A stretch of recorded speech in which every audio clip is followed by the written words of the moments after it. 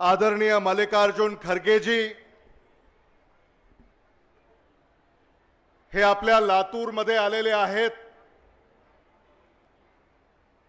मी आपल्याला विनंती करतो की आदरणीय मल्लिकार्जुन खरगेजी यांचं टाळ्याच्या गजरामध्ये आपण लातूरमध्ये हार्दिक हार्दिक स्वागत करूया। महाविकास आघाडीच्या प्रचारासाठी आदरणीय मल्लिकार्जुन खरगेजी आज महाराष्ट्रामध्ये आलेले आहेत आणि आपलं सौभाग्य आहे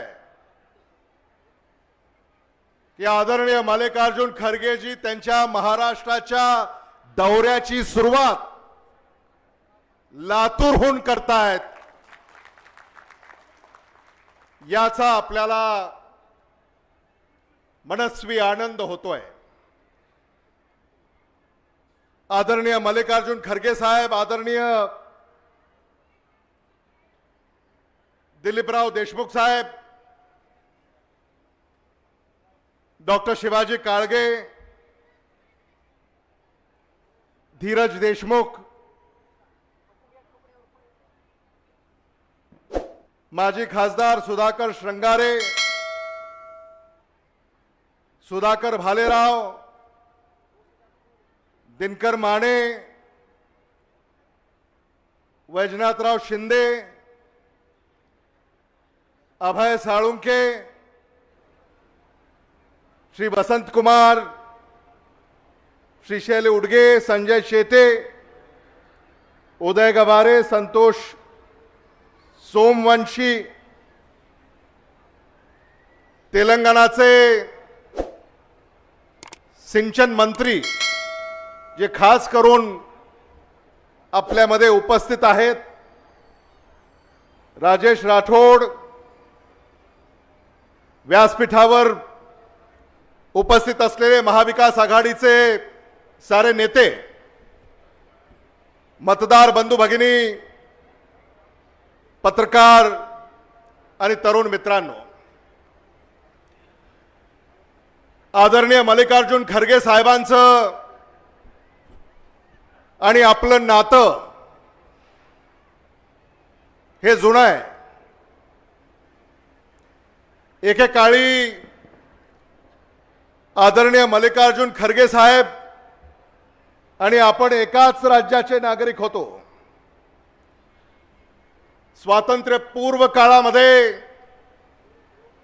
निजामांची राजवट राहिली आणि त्या निजामाच्या राजवटीमध्ये लातूर आणि गुलबर्गा हे त्या ठिकाणी राहिलं आणि त्या काळापासून हे ऋणानुबंध आदरणीय मल्लिकार्जुन खरगेजी आणि लातूरचे राहिलेले आहेत। आदरणीय मल्लिकार्जुन खरगेजी आणि आदरणीय विलासराव देशमुख साहेबांचे घनिष्ठ संबंध हे देखील मला आपल्याला आवर्जून या निमित्तानं सांगावंसं वाटतं।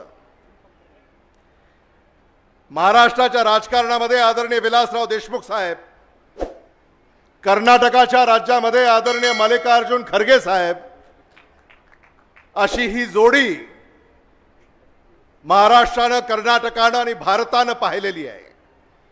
आणि त्यानंतर दिल्लीमध्येही आदरणीय मल्लिकार्जुन खरगे साहेब आणि आदरणीय विलासराव देशमुख साहेबांनी एकाच काळामध्ये एकत्र काम केलं, हे आपण अजूनही विसरलेले नाही आहोत। मी तुम्हाला एक छोटासा किस्सा सांगू इच्छितो। तुम्हाला आठवत असेल की लातूरची रेल्वे नांदेडला चालली होती, आठवते की नाही? लातूरची रेल्वे नांदेडला चालली होती आणि त्या काळामध्ये आदरणीय मल्लिकार्जुन खरगे साहेब रेल्वे मंत्री होते।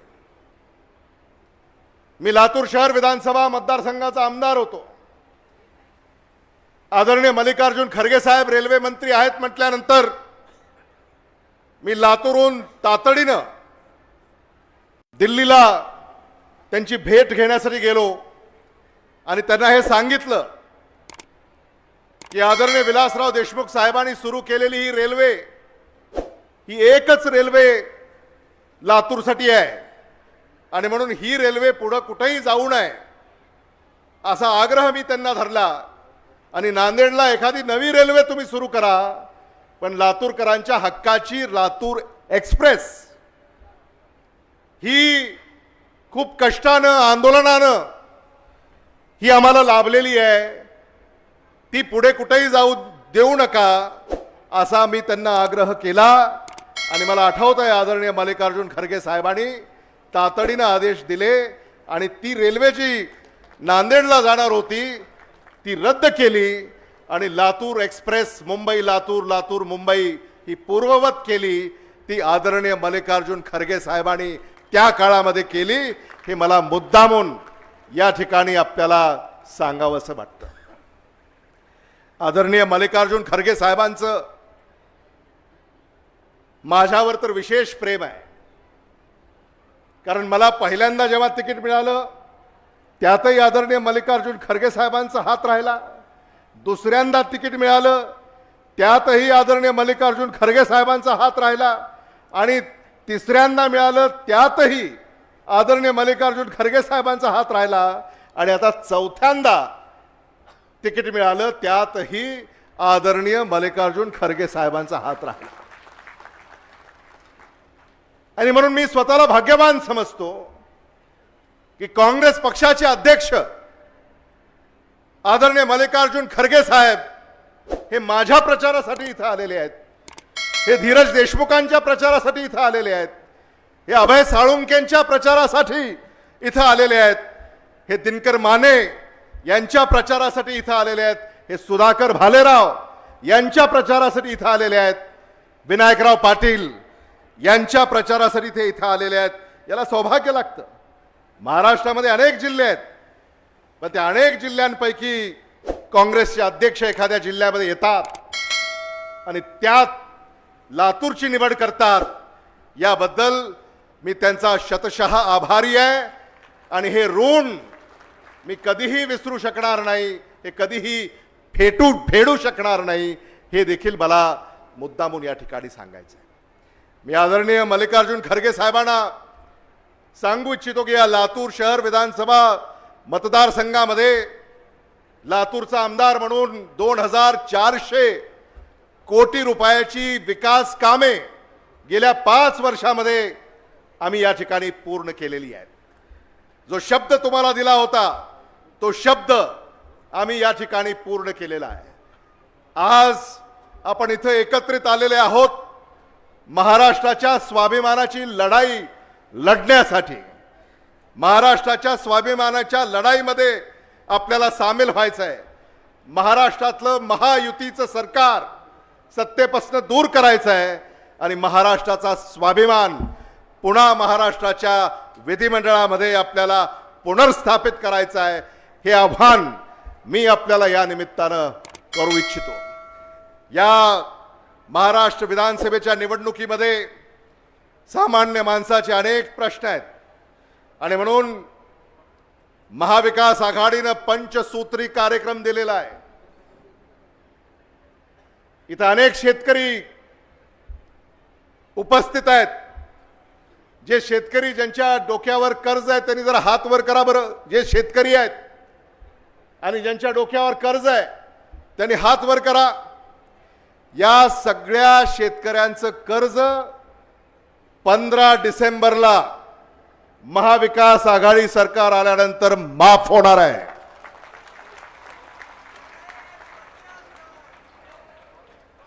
हा महाविकास आघाडीनं पंचसूत्री कार्यक्रम तुम्हाला दिलेला आहे। इथं महिला आहेत, महिलांनी हात वर करा।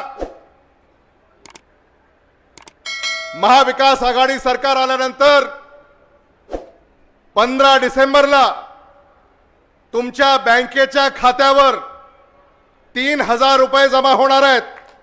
महालक्ष्मी सुशिक्षित बेकार, इथं किती सुशिक्षित बेकार आहेत ज्यांना नोकऱ्या नाही आहेत, हात वर करा। सुशिक्षित बेकार ज्यांना नोकऱ्या नाही आहेत, 15 डिसेंबरला महाविकास आघाडीचं सरकार आल्यानंतर दरमहा 4,000 रुपये बेकारी भत्ता तुम्हाला देण्याचं काम महाविकास आघाडी या ठिकाणी करणार आहे। एवढंच नव्हे तर तुमच्या आरोग्याचा विमा सुद्धा आता महाविकास आघाडीनं काढण्याचं ठरवलंय।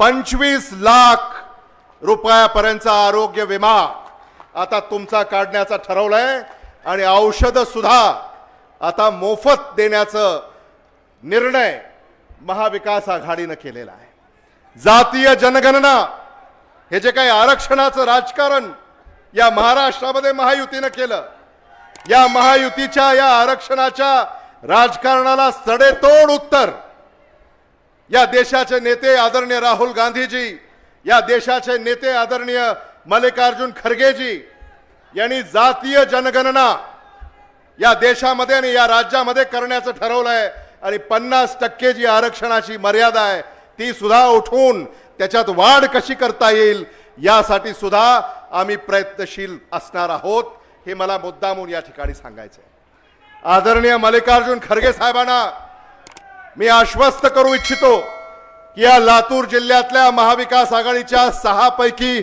6 जागा या निवडून येतील।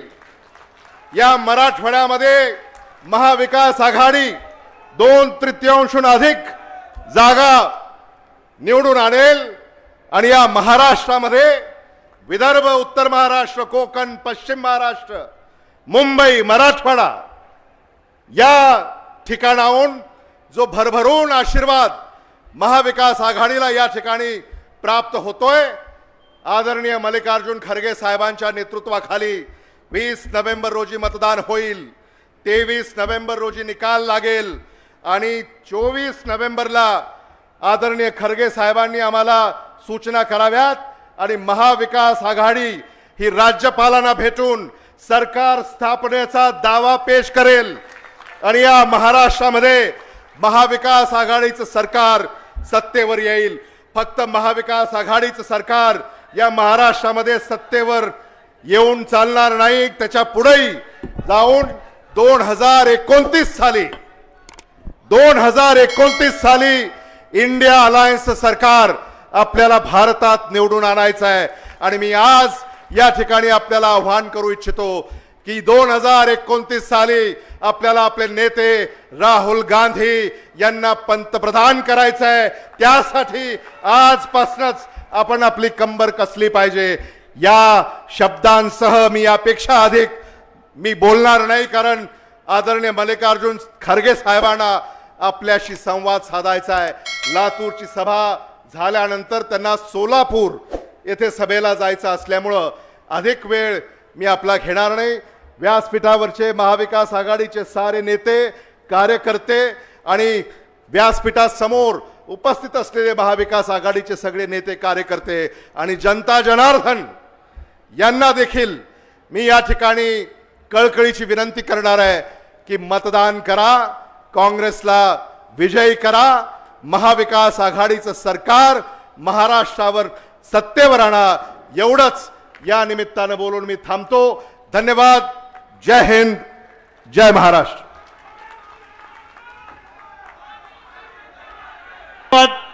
धन्यवाद भैयासाहेब।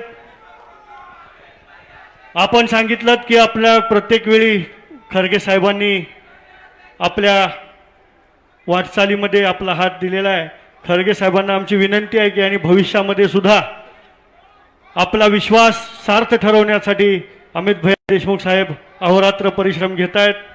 लातूरकरांच्या वतीनं मी विनंती करतो की महाराष्ट्राचं नेतृत्व करण्याची संधी ही आमच्या नेत्यास मिळावी। यानंतर गुलबर्ग्याच्या बुद्धविहारात जातो तेव्हा भगवान बुद्धाची शांती व जेव्हा आपण संसदेत वंचित शोषित घटकांचा आवाज म्हणून बोलता त्यावेळी भीमाची क्रांती आपल्यातून ठाई ठाई आम्हाला अनुभवायला मिळते। असे अखिल भारतीय राष्ट्रीय काँग्रेस कमिटीचे अध्यक्ष तथा राज्यसभेचे विरोधी पक्ष नेते माननीय श्री मल्लिकार्जुनजी खरगे साहेब या जाहीर सभेत संबोधित करतील। मी साहेबांना विनंती करतो की साहेब आपण या जाहीर सभेत संबोधित करा। चले हैं सबको साथ लेके, हाथों में सबका हाथ लेके, तूफान को चुनौती देके, चल चले ना डरे, संविधान को बचाने निकले हैं। मल्लिकार्जुन खड़गे, मल्लिकार्जुन खड़गे, मल्लिकार्जुन खड़गे।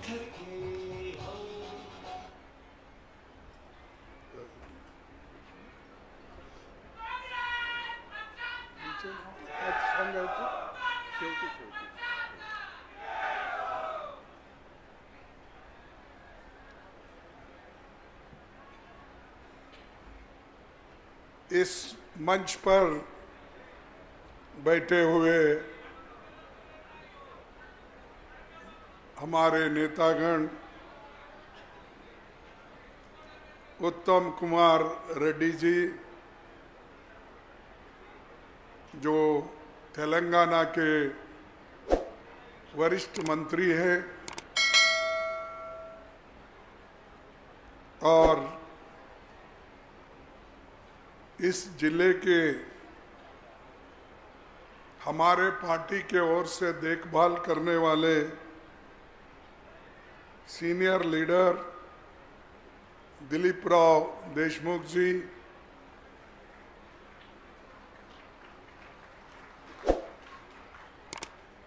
नौजवान साथी और विलासराव देशमुख के सुपुत्र अमित देशमुख जी, और उनके चिरंजीव, ठीक है, उनके चिरंजीव धीरज देशमुख जी, और doctor Shivaji Kalge, member of parliament, Sudhakar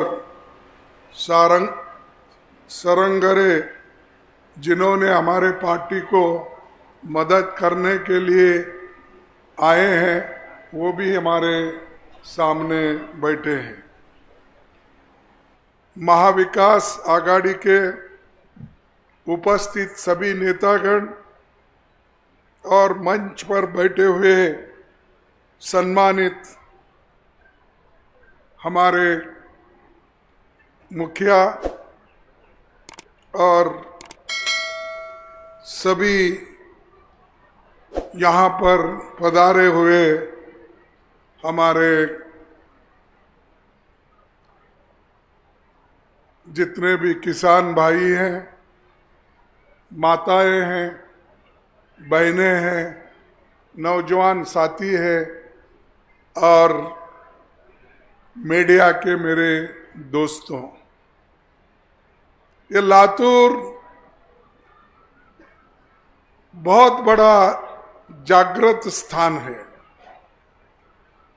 और मुझे खुशी है कि मैं बार बार लातूर में आता हूं, इसीलिए कि विलासराव देशमुख बहुत ही अच्छे व्यक्ति,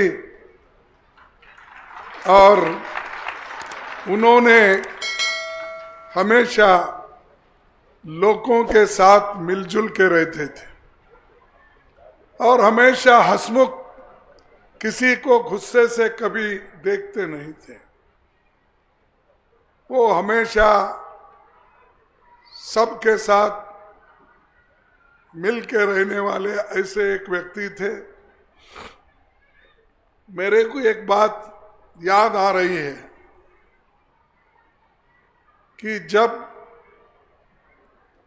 ये आरएस गवी एक यहाँ पर अपर हाउस के चेयरमैन थे महाराष्ट्र के, वो रिपब्लिकन पार्टी के थे, वो और सीएम आर्मोगम दोनों मिलके मेरे कोठी पे आए थे बेंगलोर में, जब मैं रेवेन्यू मिनिस्टर था।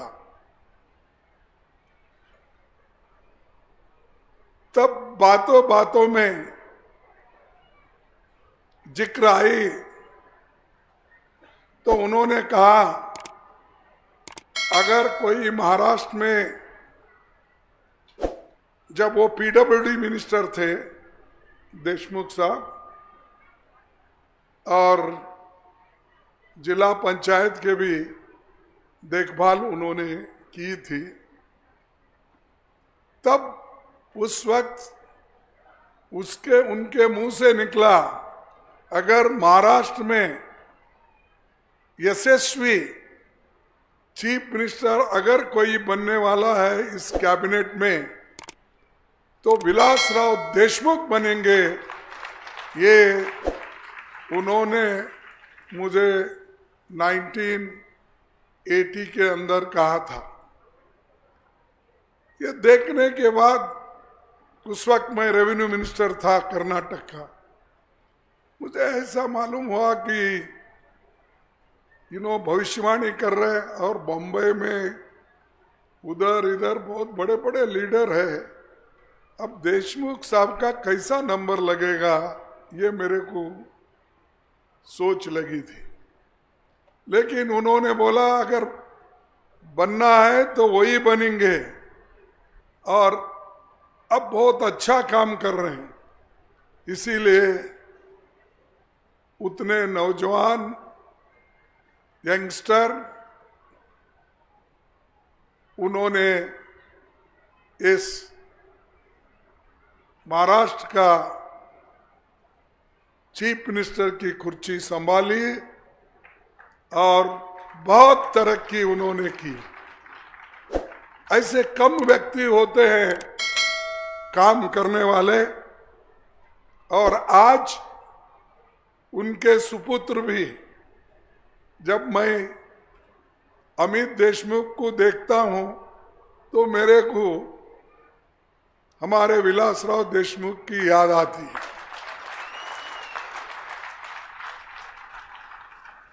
और उनका सारा मिला जुला चेहरा है, और वैसा ही जब हमारे धीरज को देखता हूं, उनको उन माता जी को देखे जैसा होता है कि ऐसे जो लोग हैं और इनके ऊपर आशीर्वाद रखने वाले हमारे दिलीप राव देशमुख, जिन्होंने खूब संभाल के रखा है, उनका रक्षण किया है। विलासराव देशमुख हम में नहीं है, लेकिन दिलीप राव देशमुख उनका जगह लेके सबको संभाल रहे। इसलिए मैं उनको धन्यवाद देता हूं। पार्टी को एक रखना, घर को एक रखना, ये सबसे बड़ी बात है।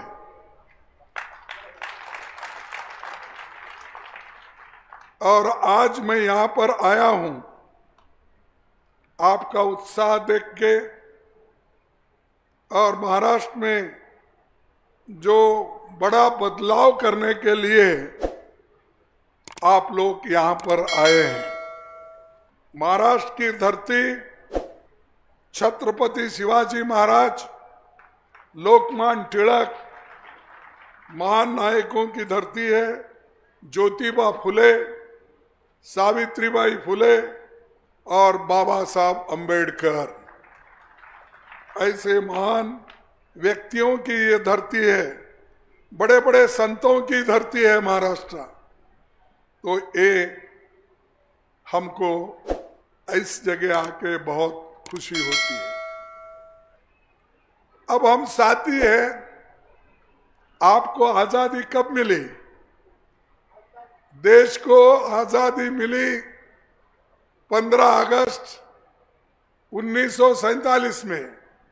हम और आपको मिली 17 सितंबर 1948 में। तो हम लोग साथ ही चल रहे हैं। और निजाम सरकार जो थी, उसको जब भारत आजाद हुआ तो हम सब लोग भारत में विलीन हो गए। और आज तरक्की के जो रास्ते आप लोगों ने जो खास करके निकाला है वो बहुत अच्छा है। मेरे को और भी खुशी हो गई जब हमारे अमित ने कहा यहां पर 2400 करोड़ रुपए अगर एक जगह डेवलपमेंट के लिए आता है, मैं समझता हूं कोई एमएलए इतना काम नहीं कर सकता जितना उन्होंने बताया। और दूसरी बात ये कहूंगा कि उन्होंने हमको आश्वासन दिया है 6 के 6 सीट हम जिता के लाएंगे, इसलिए मैं उनको धन्यवाद देता हूं। इसके अलावा भी महाराष्ट्र के कोने कोने में फिर के उन्होंने हमारे महाराष्ट्र विकास आघाड़ी के जितने भी कैंडिडेट हैं उसको वो लाएंगे, ये मुझे विश्वास है, क्योंकि वो हमेशा काम करते रहते हैं। इसीलिए काम करने वालों को मैं चाहता हूं, हमेशा जो काम करते हैं, जो मेहनत करते हैं, उनको फल भी मिलता है और पार्टी को मजबूती भी मिलती है। भाइयों, ये संतों की जगह है, मैं जगह उसके बारे में ज्यादा नहीं बोलता, क्योंकि संत को आप लोग तो पूरे जानते हैं। संत तुकाराम, संत ज्ञानेश्वर, संत नामदेव, ये जितने भी संत हैं वो सब महाराष्ट्र में ही हो गए हैं। इसीलिए हमारे तरफ भी आपकी छाप है। एकनाथ बोलते हैं, ज्ञानेश्वर बोलते हैं, नामदेव बोलते हैं, ये सब गुलबर्गे में भी, आधा गुलबर्गे में कहीं ना कहीं ये नाम वाले आपको मिलेंगे। यानी ये संतों का छाप गुलबर्गा, बीदर में बहुत बड़ा है। तो ऐसे जगह पे हम आए हैं। और ये जो महाराष्ट्र है, मराठवाड़ा, यहाँ पर डॉक्टर बाबा साहब अम्बेडकर का बहुत बड़ा देन है। औरंगाबाद में उन्होंने पहला जो कॉलेज खोला, मिलिंद कॉलेज, शायद ही और दूसरा कोई कॉलेज नहीं था इस एरिया में। उसके बाद में बहुत से कॉलेज निकले, लेकिन आजादी के पहले जो शिक्षण संस्था काम की वो डॉक्टर बाबा साहब अम्बेडकर मिलिंद कॉलेज के नाम से उन्होंने शुरू किए थे। बहुत से लोगों को मालूम नहीं रहता भाई मिलिंद ये नाम कहाँ है, किसका है। ये मिलिंद नाम है जो अलेक्जेंडर द ग्रेट था, उसका ग्रेट ग्रैंडसन मिलिंद, उसका नाम था मिलंडर। वो मिलंडर जाके आगे वो मिलिंद बन गया हिंदुस्तान में। ऐसे एक महान व्यक्ति जो बुद्ध धर्म में वो आया था, उसको उसके नाम से उन्होंने, बाबा साहब अम्बेडकर ने एक कॉलेज खोली, क्योंकि वो ग्रीक कंट्री के थे। तो उन्होंने बहुत कुछ बुद्धिज्म अफगानिस्तान में, कजाकिस्तान में, इस एरिया में, पाकिस्तान के एरिया में, तक्षशिला, आपको मालूम है, बहुत से मैं हिस्ट्री बोलने नहीं जाता, वहाँ ये थे। और उनके गुरु थे नागसेन, और वही नागसेन का वन बोल के औरंगाबाद में उन्होंने रखा। यानी गुरु शिष्यों का नाम पहले बार डॉक्टर बाबा साहब अम्बेडकर औरंगाबाद में रखे। ये बहुत बड़ी बात है और बहुत से लोगों को ये मालूम नहीं है। ये शिक्षण का केंद्र है। और यहाँ पर ऐसे बहुत चीफ मिनिस्टर बने, बहुत से मराठवाड़ा से, मराठवाड़ा लक्की है। यहाँ शिवाजीराव पाटिल निलंगेकर बने, शंकरराव चौहान बने, शिवराज पाटिल, सुशील कुमार शिंदे, ये बहुत से नेता। और सबसे ज्यादा विलासराव देशमुख जी यहाँ पर काम किए, इरिगेशन के काम किए, और उसके वजह से दिलीप राव को चांस मिला 6 शक्कर कारखाने बनाने का। क्योंकि ये जो अगर बांध नहीं होते, डैम नहीं होते, तालाब नहीं होते, तो कहां से आप गन्ना उगाते थे? ये गन्ना उगाने का जो आपको समय मिला या एक चांस मिला कि विलासराव देशमुख अपने एक कोशिशों से यहाँ पर इरिगेशन प्रोजेक्ट्स वो लगाए, इसीलिए आज मराठवाड़ा संपन्न है। लेकिन एक बात है, मराठवाड़ा खास करके हमारे लातूर जिला, ये सब कुछ है, लेकिन सबसे ज्यादा प्रॉब्लम आया है सोयाबीन का, कपास का। सोयाबीन जो ये सेंटर है लातूर, लेकिन सोयाबीन को आज उसका दाम नहीं मिल रहा। मोदी ने तो जीएसटी सबको बढ़ा दिया, सब ट्रैक्टर पे टैक्स लगाया, दूसरे इक्विपमेंट में भी टैक्स लगाया, हर चीज पे उन्होंने टैक्स लगाया जो किसान उपयोग करता है। लेकिन सोयाबीन का जो एमएसपी है वो क्यों नहीं बढ़ाया, मैं पूछ रहा हूं। सोयाबीन का यहां पर आकर फडणवीस ने कहा मैं एमएसपी 6,000 रुपए कुंटल दूंगा, बोला या नहीं बोला? लास्ट जब इलेक्शन में आए थे पार्लियामेंट के, उन्होंने बोला 6,000 रुपए कुंटल मैं एमएसपी वो रेट पे करूंगा, लेकिन वो गायब हो गए। वो तो छोड़िए, अब एमएसपी जो है 4,892 रुपए है, वो भी किसानों को नहीं मिल रहा। अब किसान कम दाम में वो बेच रहे हैं और परेशान हैं, लेकिन गवर्नमेंट जो वायदा करती है वो कभी निभाती नहीं। ये हमेशा आदत है मोदी साहब की। बोले वो पहले क्या बोले? पहले जब वो हुकूमत में आने से पहले बोले, मेरे भाइयों और बहनों, मैं आप लोगों को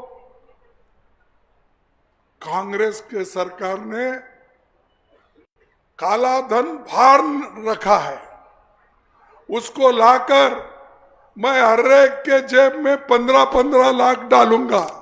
डाल दिए वो 15 लाख मिले आपको। अरे ऐसा प्रधानमंत्री झूठ बोलते हैं? मैं तो नहीं सुना भाई कोई प्रधानमंत्री ऐसा आके ऐसा बोला फिर निभाया नहीं। आपको दिए होंगे इसलिए आप चुप बैठे, बहुत से लोग। अगर नहीं है तो पूरे लोग हाथ उठाओ। नहीं दिए, इधर के लोग कमजोर हो गए, देखो माताएं कम हो गए। और मैं 2-2 करोड़ नौकरियां दूंगा आपको, बोला या नहीं बोला? दिया। तो मोदी झूठ है कि हम झूठ हैं? ये क्यों बोल रहा हूं? जो लोग आते हैं झूठ बोलते हैं, लोगों को फंसाते हैं और हुकूमत में आते हैं, हुकूमत में आने के बाद जनता को भूल जाते हैं।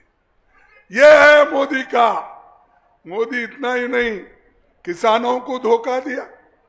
किसानों को बोला कि मैं आपका दाम दुप्पट कर दूंगा, आपकी आमदनी दुप्पट करूंगा। डबल हो गई आपकी आमदनी। अरे एमएसपी नहीं दे रहे, जो बोले वो नहीं कर रहे।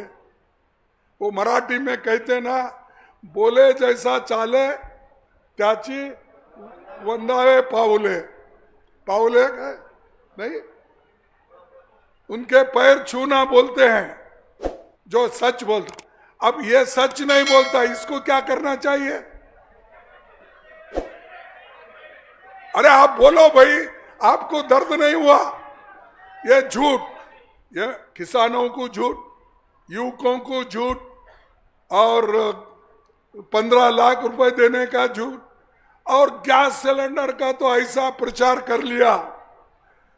मेरा दुख, बहुत दुख होता है, मला फार दुख होत आहे.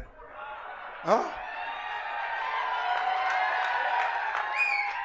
ज्या वेळेला मी आमच्या आई बहिणींना बघतो जे चुलीवर बसतात, लाकडं जाळतात, ते त्यावेळेला ते धुवा निघतंय, ते धुवा जेव्हा डोळ्यात जातंय, डोळ्यातून पाणी येतात, तसं मला सुद्धा पाणी येतंय. म्हणून मी गॅस सिलेंडर फ्री करणार आहे म्हणला. आता किंमत वाढवत चाललंय. एवढं खोटं बोलतोय, पण जे काही खोटं बोलतोय रेटून बोलतोय.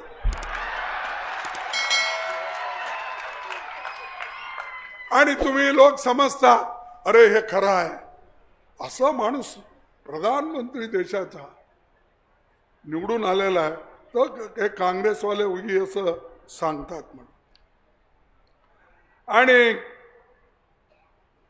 मी पुन्हा आपलं जे हे MSP रेट आहे कपासचं, कॉटनचं, ते आम्ही 2000 असलेलं 2500 रुपये प्रति क्विंटल कम में बिक रहा है, उसको हम MSP के साथ जोड़ के वही रेट देंगे जो फिक्स किया हुआ है.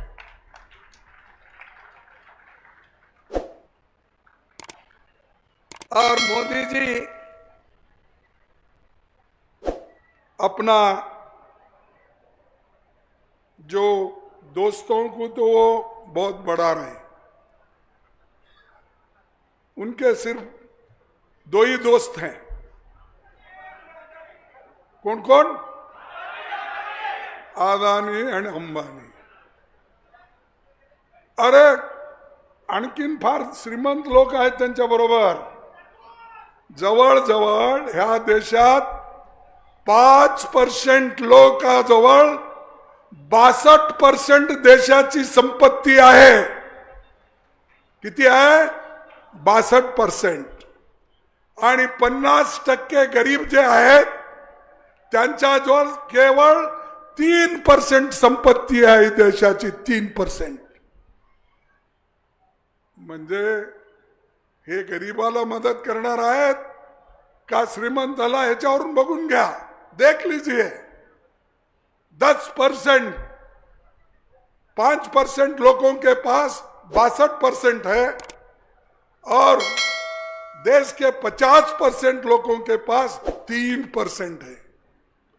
ये मोदी की सरकार, ये फडणवीस की सरकार, ये शिंदे की सरकार, ये अजीत अब रिसेंटली ज्वाइन हो गए ना उनका नाम, अजीत पवार जी की सरकार. अरे भाई क्या देख के गए आप लोग?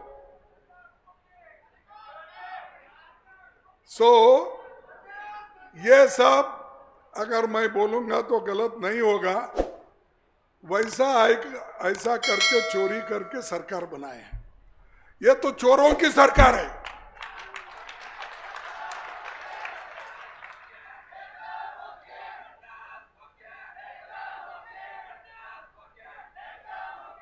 ठीक आहे, ठीक.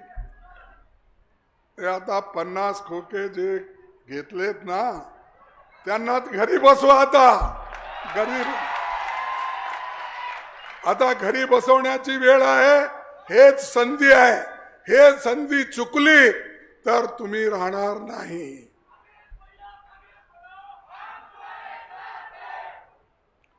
महाराष्ट्रामध्ये रोज 7 लोक शेतकरी आत्महत्या करतात रोज. आतापर्यंत ऑक्टोबर पर्यंत ह्या वर्षी 2336 किसानों की आत्महत्या हो गई. ये उनके आंकड़े ने, हमारे नहीं है. वो जो यहाँ के असेंबली में बोले हैं वही आंकड़े मैं आपको दे रहा हूं. तो ऐसे जो झूठ बोलते हैं, और मोदी जो झूठों का सरदार है, तो इनको जरा दूर रखना चाहिए. हम उनका अपमान करना इसलिए नहीं बोल रहे. भाई झूठ बोल के क्यों वोट लेते हो? आपकी विचारधारा बोलो, आपकी आयडियोलॉजी बोलो. त्या विचारातून तुम्ही विचारा लोकांना, हे विचारधारा माझी आहे, याच्यासाठी मत द्या असं विचारा. ते सोडून भाइयों और बहनों, मैं वो देऊंगा, मैं ये देऊंगा, क्या दे रहे हैं आप? सबको जो दे रहे हैं वो झूठ वायदे, और उससे देश बढ़ने वाला नहीं. ये देश अगर बढ़ा है आज, पंडित जवाहरलाल नेहरू के वजह से बना. बड़े बड़े कारखाने बने, बड़े बड़े डैम बने, और इस देश में अन्न नहीं मिलता था. अमेरिका से हम अनाज लाके खाते थे, गेहूं लाके देते थे हमको. लेकिन आज ग्रीन रेवोल्यूशन करके कांग्रेस पार्टी सबको अन्न दे रही है. फूड सिक्योरिटी एक्ट हमने लाया, मनरेगा हमने लाया, बच्चों को फ्री एजुकेशन प्राइमरी का हमने किया. तुम क्या किए? तुम कुछ नहीं, सब बंडल मारना, बंडलबाज. इसीलिए मैं कह रहा हूं कि हमारे साथियों को ये पूछना चाहिए जब वो आएंगे, भाई क्या दिए आप? अगर देखो कर्नाटक में महालक्ष्मी योजना हमने की, वहां पैसे दे रहे हैं हम 2000 रुपये. यहां पर 1500 दे रहे. नाही किती देऊ लागलाय? अरे आम्ही 3000 रुपये देणार तुम्हाला आमची सरकार आल्यावर. 3000 पाहिजे का नको? अरे ज्यांना पाहिजे ते हात उठवा. माझ्या आईनो, तुम्ही हात उठवा. हम दे के रहेंगे, चुप बोल के नहीं जाएंगे, देंगे. 4000 रुपए हमारे युवकों को स्टाइपेंड के रूप में काम मिलने तक एक पीरियड फिक्स करते हैं, जिसके लिए आप कोशिश करना पड़ता है, स्किल डेवलपमेंट उसकी. उनको 4000 रुपए महीना हम देंगे. हमारी सरकार ये काम करने वाली सरकार है, और दूसरों का जैसे सिर्फ झूठे बातें नहीं करेगी. हम जो भी करेंगे गरीबों के लिए करेंगे, और गरीबों के लिए जो इंदिरा गांधी की, जवाहरलाल नेहरू किए, सोनिया गांधी जी किए, वो लेकर हम आगे बढ़ रहे हैं. और आगे बढ़ के जो जा रहे हैं, वो मराठवाड़ा के लोग सबसे आगे हैं. कांग्रेस पार्टी को सबसे ज्यादा अगर मजबूती मिली है तो मराठवाड़ा में मिली है, विदर्भा में मिली है, वेस्टर्न महाराष्ट्र में मिली है, और बम्बई में भी हम अपने पैर मजबूत रखे हैं.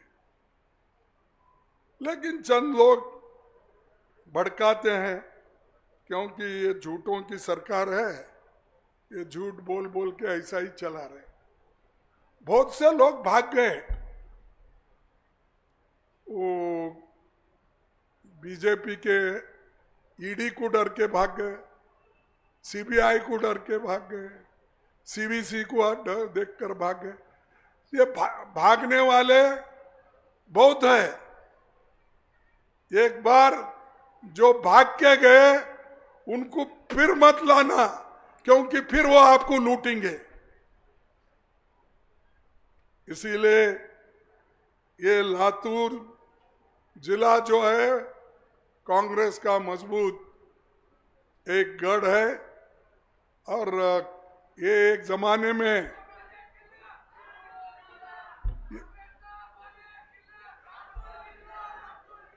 लातूर जिल्हा इथं एक किल्ला आहे, आणि हे राष्ट्रकूटाच्या वेळेला राजधानी सुद्धा होती, माहित आहे तुम्हाला?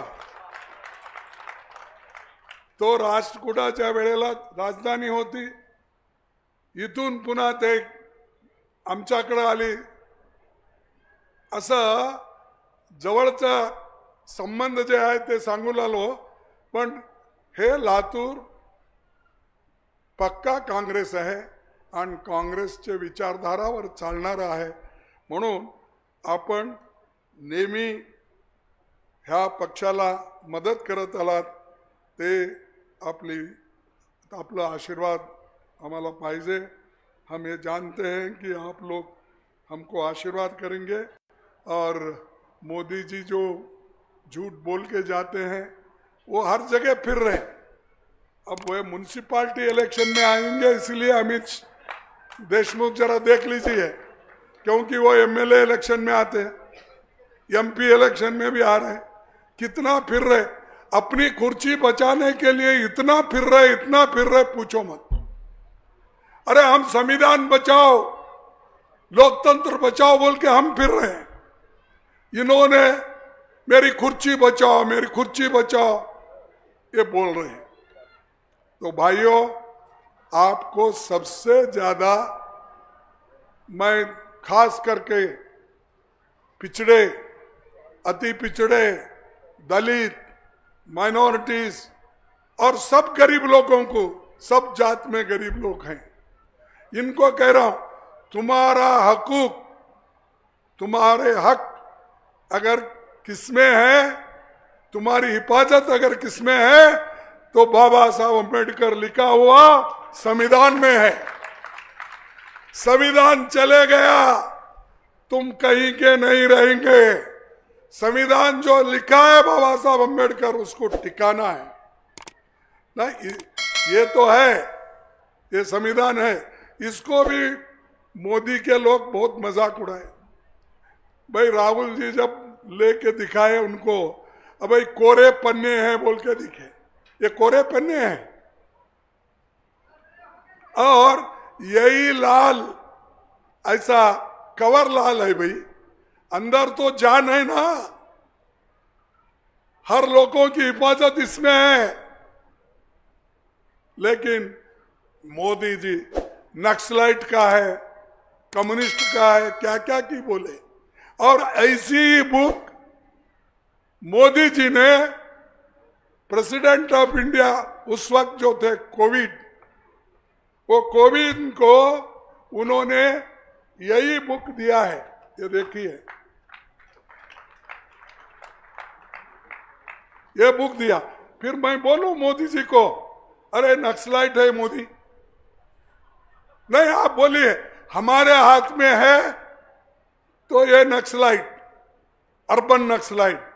अब इनके हाथ में है तो ये दोनों नक्सलाइट है. बोलो, ऐसे झूठ बातें बोलते हैं. अरे भाई, तुम प्रधानमंत्री हो, तुम कोई एक स्टेट के मंत्री नहीं या चीफ मिनिस्टर नहीं. 140 करोड़ जनता के मुखिया हो. लेकिन आज वो सब भूल गए हैं. इसीलिए मैं आपसे विनती करता हूं कि वो सिर्फ आरएसएस, बीजेपी क्या बोले. जब अंबेडकर ने ये कॉन्स्टिट्यूशन लिखा, तब उन्होंने ये बोला कि ये मनुस्मृति के तत्वों पर आधारित नहीं है, इसीलिए उन्होंने जला दिया। दिल्ली में रामलीला मैदान पे अंबेडकर बनाया वो संविधान और नेहरू जी की फोटो, गांधी जी की फोटो, तीनों को उन्होंने जला दिया। और ऐसे लोगों को आप वोट देते हैं? मैं पूछता हूं, वही लोग है बीजेपी में, वही लोग हैं आरएसएस में जिन्होंने बाबा साहब अंबेडकर के संविधान को विरोध किया हे। तेच लोक आहेत जे बाबासाहेब आंबेडकरनी बनवलेलं जे संविधान आहे त्या संविधानाला यांनी रामलीला मैदानवर ज्या वेळेला हे बाहेर आलं त्यावेळेला हे जाळून टाकले। और ऐसे लोगों को तुम चुप बैठाने देते, छोड़ते, उसका बदला लो, नहीं तो तुम कहीं के नहीं रहेंगे। ऐसे भाषण सुनेंगे चले जाएंगे।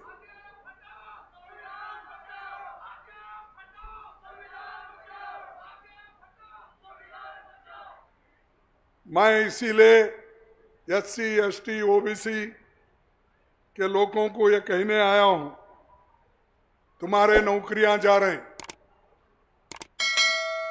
तुम्हारे को बैकलॉग वैकेंसी नहीं मिल रहे, नए भर्ती नहीं हो रहे, क्योंकि नए अगर भर्ती हो गए जितने वैकेंसीज है तो उसमें फिर ये लोग आएंगे। तो इसलिए उन्होंने रिक्रूटमेंट करना बंद कर दिया है। और अगर हमारी कांग्रेस पार्टी और महाविकास आघाड़ी हुकूमत में आएगी तो हम 2,50,000 नौकरियां जल्दी भर देंगे और बेरोजगारी को दूर करने की कोशिश करेंगे और इन्वेस्टमेंट लाएंगे। महाराष्ट्र में, लातूर में भी आएगा, हर जगह जो इन्वेस्टमेंट मोदी अपने घर को भेज रहा है वो सब महाविकास आघाड़ी की सरकार आने के बाद महाराष्ट्र में आएगा। और ये आपको तो हमारे अमित भाई ने बताया की महालक्ष्मी योजना युवकांना म्हणजे 4,000 रुपयाचं मीही सांगितलं, त्यांनी सांगितलंय। कुटुंब रक्षण हे 25 लाख रुपये इन्शुरन्स आणि औषध फ्री, ह्याचंही आमचं एक पॉइंट आहे। त्याने समतेची हमी हे जाती जनगणना आणि 50% आता जे सीलिंग आहे ते 50% सीलिंग आम्ही काढून सगळ्यांना न्याय देऊ, ओबीसीला न्याय देऊ, बाकीच्या लोकांना न्याय देऊ। आणि आमचं ध्येय काय आहे, सगळ्यांना ह्या देशाचं स्वातंत्र्य झाल्यानंतर जे मिळायचं आहे ते मिळालं पाहिजे, ह्यासाठी आम्ही जातीय जनगणना करत आहोत। एकदा जातीय जनगणना झाली तर तुम्हाला माहित होईल की कुणाच्या घरात किती ग्रॅज्युएट आहेत, कुणाची इन्कम किती आहे, कोण कितीपर्यंत शिकलेला आहे आणि कुठं नोकरी आहे, हे सगळं माहित होईल। त्यानुसार आपण लोक त्यांना आपल्या सरकारमध्ये व्यवस्थित रीतीने त्यांना मदत करायचं हे ठरवलंय। म्हणून हे जाती जनगणना बॅकवर्ड क्लासेस राहू दे, दुसरे कम्युनिटीचे राहू दे, ते आम्ही करत आहोत। त्याला सुद्धा मोदी म्हणतात ये बैकवर्ड को तोड़ दे रहे हैं, अलग कर रहे हैं, एससी एसटी को फोड़ दे रहे हैं। अरे फोड़ने वाले आप ही हो भाई, हम नहीं। बांटो और क्या बटेंगे तो काटेंगे। कोण म्हणतंय? हे यादव आपले त्यागी योगी म्हणतात। योगी साधू आहेत, पाप बिचारे, ते कसं काय आले आहात मला माहित नाही। आणि मोदीजी काय म्हणतात, एक है, हाँ, अरे एक है तो सेफ है, हे त्यांचं म्हणणं है। तो इसीलिए मैं 2 मिनट और आपका लेता हूं और मैं अपने बातों को खत्म करता हूं। भाइयों, एक छोटी सी शायरी आपके सामने पेश करूंगा और उससे आपको मदद मिलेगी कि मोदी जी क्या कर रहे हैं, हम क्या कर रहे हैं। हिंदू या मुस्लिम के एहसासात को मत छेड़िए, हिंदू या मुस्लिम के एहसासात के मत छेड़िए, अपनी कुर्सी के लिए जज्बात को मत छेड़िए, अपने कुर्सी के लिए जज्बात को मत छेड़िए। हम में कोई हून, कोई शक, कोई मंगोलियन है, दफन है जो बात, दफने हैं जो बात, अब उस बात को मत छेड़िए। छेड़िएंगे एक जंग मिलजुल कर गरीबी के खिलाफ, छेड़ेंगे एक जंग मिलजुल कर गरीबी के खिलाफ। दोस्त मेरे मजहबी नगमात को मत छेड़िए। ये अदम गौड़ी का है। उसने ये कहा मत छोड़ो भाई, एक बटेंगे तो कटेंगे। ये क्या है, कैसा बोल सकते ऐसा कोई? हम तो एक है। और मैं आपको यही कहूंगा कि मैं आपसे आवाज देने के लिए पूछूंगा और उससे पहले मैं नाम बोलूंगा जो भी हमारे इस कॉन्स्टिट्यूंसी के। ये 236 में अहमदपुर कॉन्स्टिट्यूंसी से विनायक राव कृष्णराव पाटिल है। भाई कहाँ है, जरा उठ के नमस्ते करो। और उदगीर कॉन्स्टिट्यूंसी से सुधाकर संग्राम भालेराव,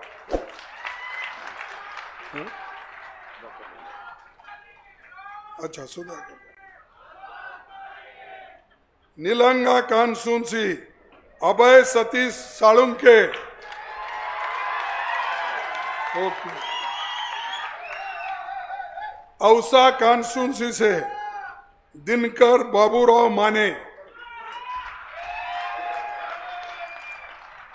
ओके। तो ये हमारे कैंडिडेट है। अब पहले तो अरे धीरज विलास, ये तो बोले आ रहे, ये तीसरी बार बोल रहे, ये धीरज विलास राव, अमित विलास राव, हाँ। अरे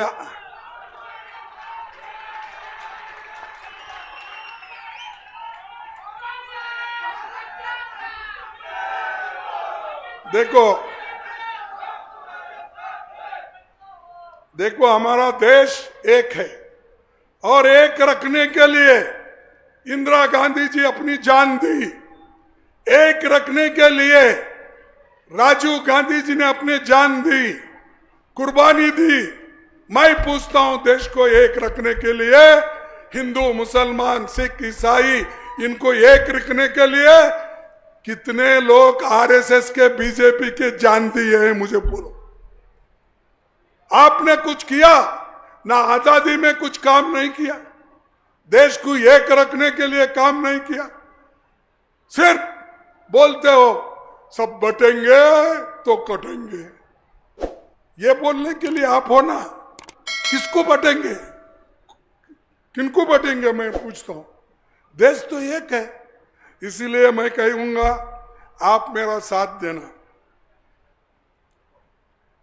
मोदी जी को भी पता लगने जाने दो। कैसा भी मेरा रिपोर्ट जाता है, कहाँ कहाँ मैं बात करता हूं, वहां से रिपोर्ट लेते हैं और बोलते हैं आवाज दो। अरे ऐसा बोलो भाई, आवाज दो बोलूंगा, हम एक है बोलना।